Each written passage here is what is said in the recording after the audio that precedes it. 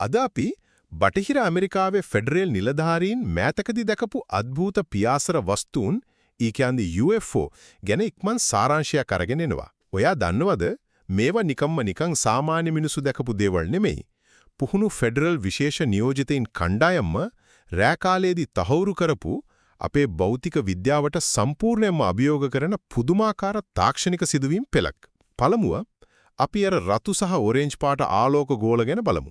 සන්ධ්‍යා කාලයේදී නිලධාරීන් දැකලා තියෙනවා ලොකු ඔරෙන්ජ් පාට මව් ගෝලයකින් පොඩි රතු පාට ගෝල කිහිපයක් එළියට විහිදෙනවා. ඒ එක්කම මීටර් 1000ක් විතර ඈතින් හරියට Lord of the Rings චිත්‍රපටයේ සෝරෝන්ගේ ඇස වගේ පෙනෙන තවත් ලොකු ගෝලයක් කිසිම සද්දයක් නැතුව අහසේ පාවෙමින් තිබිලා තියෙනවා. ඉතින් මේක හරියට මව් යානයකින් පොඩි ඩ්‍රෝන් යාන ටිකක් මුදා හරිනවා වගේ වැඩක් නේද?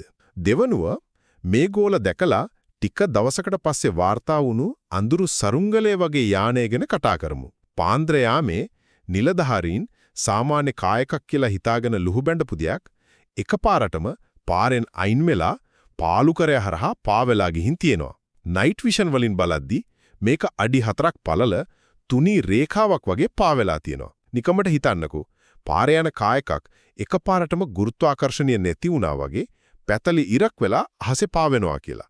මාරයි නේද? අවසාන වශයෙන් විනිවිද පෙනෙන සරුංගලය. අර කලින් කියපු සිදුවීම වෙලා විනාඩි 30කට විතර පස්සේ තවත් ඒ වගේම වස්තුවක් මීටර් 6ක් විතර උසින් පාවෙනවා දැකලා තියෙනවා.